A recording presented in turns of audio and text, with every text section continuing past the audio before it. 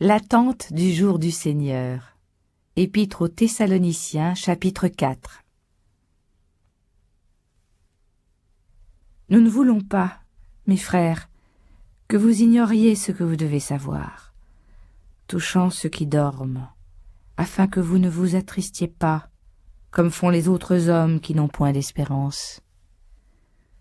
Car si nous croyons que Jésus est mort et ressuscité, nous devons croire aussi que Dieu amènera avec Jésus ceux qui se sont endormis en lui.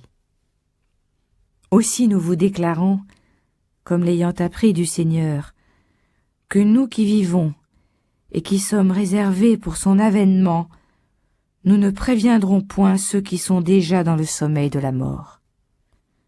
Car aussitôt que le signal aura été donné par la voix de l'archange et par le son de la trompette de Dieu, le Seigneur lui-même descendra du ciel, et ceux qui seront morts en Jésus-Christ ressusciteront les premiers.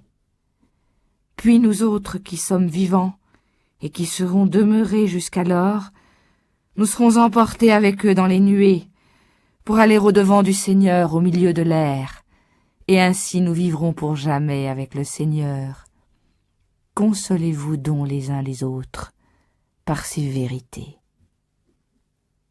Or, pour ceux qui regardent le temps et les moments, il n'est pas besoin, mes frères, de vous écrire, parce que vous savez bien vous-même que le jour du Seigneur doit venir comme un voleur dans la nuit.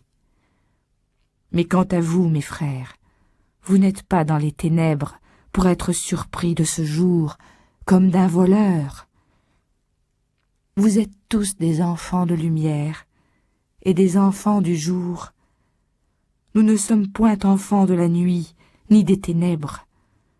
Ne dormons donc pas comme les autres, mais veillons et gardons-nous de l'enivrement. Nous qui sommes des enfants du jour, gardons-nous de cet assoupissement et de cette ivresse, et armons-nous en prenant pour cuirasse la foi et la charité, et pour casque l'espérance du salut. Car Dieu ne nous a pas choisis pour être des objets de sa colère, mais pour nous faire acquérir le salut par notre Seigneur Jésus-Christ, qui est mort pour nous, afin que, soit que nous veillions ou que nous dormions, nous vivions toujours avec lui.